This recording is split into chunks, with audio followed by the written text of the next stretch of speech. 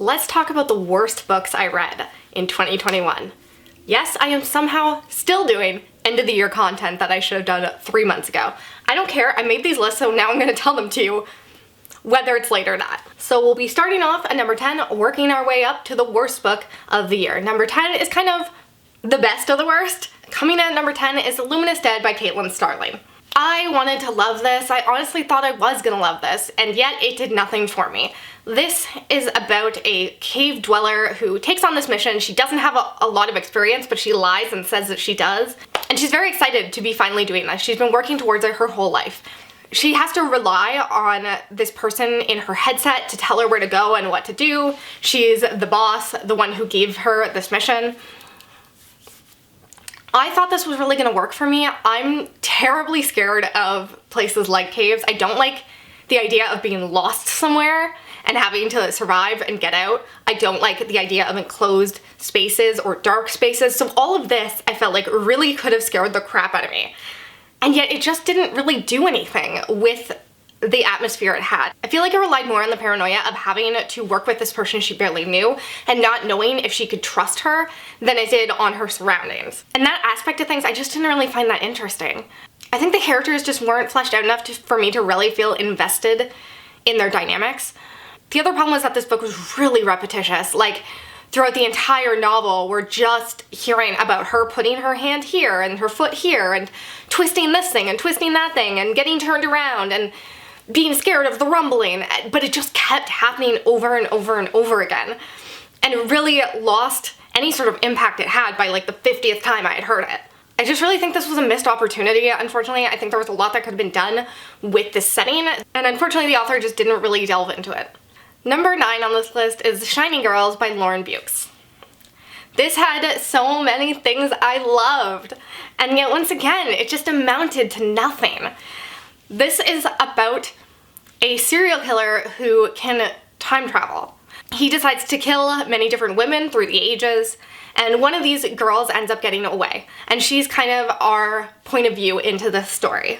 Ever since he attacked her, she feels like she's had a really hard time getting her life back on track, and so when she starts working for this newspaper, she decides to work with one of the journalists there to try and figure out who this guy is. How could this go wrong? A serial killer? Time travel elements? Like, there's so much potential here, and yet it felt like it did nothing with it. Once again, we really saw a lot of repetitive nature throughout this book. We saw this guy going to these different time periods and killing different women, and it really stopped being interesting after the first couple times. Our main female character, she was interesting to start out. I thought she was a good entry point into this book. I was excited to follow along with her, and yet once she started out on her investigation, it kind of felt like there was nowhere to go with it, because how do you investigate someone who's time traveling? She had no way to know that he was time traveling, and so it just didn't feel like there was a lot there for her to do. And then there was some bits about her and this journalist and a potential love connection there, which was really uncomfortable because he was like 20 years older than her, and I just didn't care about that in the least. I did not want to follow along that storyline. But despite all that, I kept hoping that it was leading up to something, that we were building up to something, and it just kind of feels like we weren't. I got to the end of the book and I was like, well, okay, that sucked. I saw actually that this is being turned into a miniseries starring Elizabeth Moss, and I hope they change the ending and do some other things, because I do think that this is a good concept. I just don't think the writer did anything with it. Number 8 was The Twisted Ones by T. Kingfisher. Yet another book that just felt like it was going nowhere and continued to repeat the same things over and over again. This is about a girl whose grandmother has died, and she goes to clean out her grandmother's house because her grandmother is a hoarder. And while she's there, she finds these journals from her grandfather that talk about this place and talk about the Twisted Ones. It's just all sorts of crazy ramblings, and she's trying to make sense of it because she wants to uncover this mystery because it's just so intriguing and dark. Lo and behold, she ends up getting stalked, I guess, by these Twisted Ones. She ends up in this other dimension while she's out exploring the woods. And that's basically it. I couldn't tell you how this ended because I've completely forgotten it. We had to read these journals so many goddamn times, and it got so fucking boring. The writer has a very distinct voice in this. She's very sassy, snappy, like just constant witty observations about anything and everything, and at first I really enjoyed that, but after a while it started to get on my nerves because it truly was just every single sentence. And overall it was just way too long for what it was. If this was a short story, a novella, I feel like maybe it could have been successful, but there just wasn't enough storyline there to keep anyone's interest. Number 7 was The Safest Lies by Megan Miranda. I have now realized that I should not read Megan Miranda YA books. They're not good. They're so entirely not read. This was about a mother and daughter who are in hiding for reasons that the daughter isn't fully aware of. The mother has told her daughter for her entire life, keep a low profile. But the daughter ends up getting in a car crash and a news van ends up showing up and wanting to talk to her. And so now her mother is kind of freaking out because she knows that someone might be coming from them. Eventually she comes home and her mom's missing, and the daughter has to figure out what the hell's happened. I hated this so much. This relied heavily on the love interest angle. There was a boy who helped save her from this car crash. It really focused on that dynamic a lot, and I just did not care about it at all. When you're in some sort of thriller or something, it feels so misplaced. Like, why are you worrying about whether you think this guy is cute when your mother is missing and when you might die? Once the thriller aspects came back into play near the end, I also just didn't care. It felt very over the top and very stupid, and I just really don't think Megan Miranda is for me, at least in the YA spectrum. Number 6 is the Birthrights comic series. I went into this thinking I was gonna love it. It's by Joshua Williamson, who wrote the Nailbiter series, and I adore that series. That was a series that I fully expected to let me down by the end because I just didn't see a way in which the ending could make sense and be satisfying, and yet it blew me away. I loved the ending. So going into this, I had really high expectations and I ended up hating it. I love the premise. This series is about a kid who goes missing while playing at the park with his family. He just walks into the woods and never comes back out. The police are very suspect of the father and they believe that he's the one who kidnapped his son or killed his son. And the family just kind of falls apart from there. But what you find out is that the son has actually gone into another dimension. And he is this like long lost savior of this other dimension. They all rely on him to kind of save their colony. He has to get brought up by these other people. They train him to be this great warrior.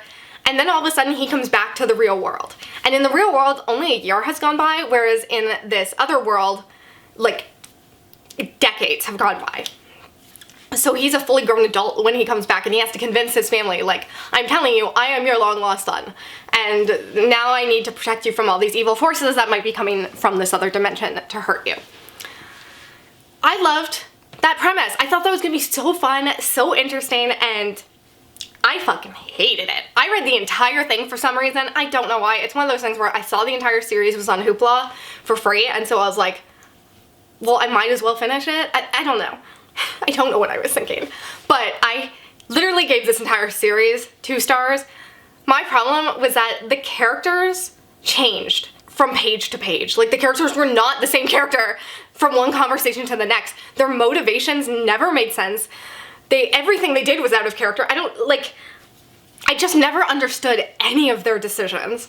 I don't understand how every single character in this book was so flip-floppy on just damn near everything. I hated it. I have nothing good to say about the series. Number 5 was The Crone by Laird Barron. This is a horror novel about a married couple who go on a vacation together. When all of a sudden the wife goes missing, she goes out on this archaeological dig because that's like her thing, and she never comes back. She's supposed to come back within 24 hours and she just doesn't. So her husband goes out looking for her and he winds up in this crazy kind of adventure. He ends up like talking to some Mexican cartel or something and nearly getting murdered. It's just a whole bunch of things happened. He gets away. He thinks that like something weird and mystical has maybe gone on. He does end up getting back to his wife and they kind of go on their merry way. That's all in the prologue. We then go on to the regular story, which is just like years later. They've gone through their married life. perfectly happy, but he ends up getting visited by some random people who say that there might be a little more to his wife than meets the eye. And so from that point on, he kind of suspects her of maybe being evil. He doesn't really know. My problem with the story was that the beginning and ending were really interesting, and everything in the middle was incredibly dull. You were really just following along with this husband and his suspicions in his mind, and that was it. And that is really fucking boring for like 80% of the book. Like, it was such a large chunk, just him sitting around wondering if perhaps his wife could be evil. Then the ending came and it was crazy as shit. Like, if that had been more of the book, I would have really enjoyed this, but it's just, the entire thing just felt so disjointed from each other that it really didn't amount to much, in my opinion. All right, now we're gonna talk about my fourth worst book of the year, and that was The Count of Monte Cristo by Alexander Dumas. Why did I put myself through this? It was like 1,500 pages or something, some crazy ass thing, and I listened to an audiobook, which was hellacious. I think that was like 36 hours or something. It was so fucking boring. I don't want to explain what The Count of Monte Cristo is about. It's about a guy who gets accused of something he didn't do, and he goes to jail and he comes back out and he wants revenge. That's it. The first 20% of this I loved, and I kept thinking to myself, like, wow, I'm gonna like an epic classic. That's crazy. I was wrong. Don't count your chickens before they hatch or whatever. No. This was so boring. After he gets out of prison, nothing interesting happens. Truly, not a single page was interesting after he got out of prison. It was just people sitting around telling stories to each other, basically, and that is my most hated trope. I want to see the crazy things happening. I don't want to hear about them from other people. You know, show, don't tell. That is so important. Yeah. It just was a lot about different people's reputations and shit, and I just don't care about that. This is the type of stuff that makes me hate classics. Anyways, I don't want to talk about it anymore. We're gonna go on to number 3 now. Number 3 was another YA Megan Miranda book, and that was Soul Print. If I thought The Safest Lives was bad, this was another level of bad. How the fuck do I even explain what this one's about? When you die, your soul gets imprinted upon someone else. Sort of. And because of that, they inherit any crimes you've committed, they inherit any money you once had, something like that.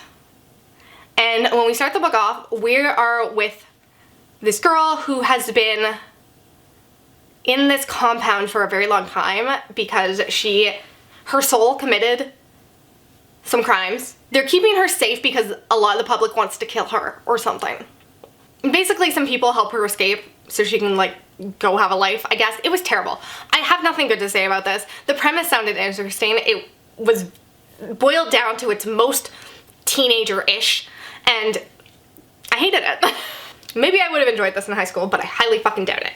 Okay, now we get on to my top 2, and my top 2 is just, like, another level of bad.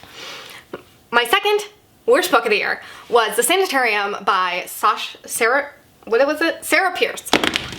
This was about an ex-detective who is going to her brother's wedding at an old sanitarium. They've turned the sanitarium into, is it sanitarium or sanatorium? I think it's sanatorium. Sanatorium. This was an old sanatorium that was turned into just like a venue. So you can use it for parties, you can use it for weddings, you can use it as just a hotel. It's basically got all sorts of spa type shit, amenities, whatever. I think the thing about detective novels that turns a lot of people off, including myself, sometimes, is that the detective has to be smart. Like, if you are reading the book and you are smarter than the detective, that's a problem. And that was my biggest problem here, was just, this was the dumbest detective I've ever seen. Like, she just kept missing the most obvious things. Like, you could literally pinpoint the moments at which her investigation was going wrong because it was just so obvious. Every little thing she missed just made me more and more angry, and I was just like screaming at this book because it was just so bad. And I even said when I read it, like, I think I read this in April, and I even said, like, this might be my worst book of the year because I hated it that much. And then I read something worse. So my number 1 worst book that I read in 2021 was The Last Resort by Susie Holiday. This was painful. I can put up with some dumb character decisions in the name of a thriller, in the name of horror. I'm used to it. I have watched so many teenage slasher movies, and like, I mean, if you've watched any of them, you know how frustrating it is to just be screaming at these people, stop splitting up, stop going into the basement, what are you doing? I'm used to it, but the people in this novel, I just could not. There's not a single person alive who would make the decisions that these people were making. This is definitely inspired by And Then There Were None by Agatha Christie. That book is leagues and away above this one, so go read that, do not read this. Basically, these people get invited to this island under false pretenses, and once they get there, they find out that they have to like insert this chip into their brain. And they're just like, okay. They were never told this before they got there. And just in the moment, they're like, you know what? That sounds fine. No one would make that decision. But regardless, they do. They continue on their way and befuddle around and just like get killed off one by one. And then finally when we get to the ending and the person finally comes out and like says their master plan and like why they've done all this, the characters look at this person and literally go like, that doesn't make any sense. And the killer's like, yes, I know, but okay, authors, you cannot do this. You cannot realize that it makes sense. Actually voice it out loud through your characters that you know your ending doesn't make sense and then still leave it there. If your ending doesn't make sense, if you actually fucking know that and are aware of it, come up with something else. Dear God. Don't read this. It's horrible. Those are my worst books that I read in 2021. So, you know, read these at your own risk. I hope you liked this video and I hope you come back again soon. Bye.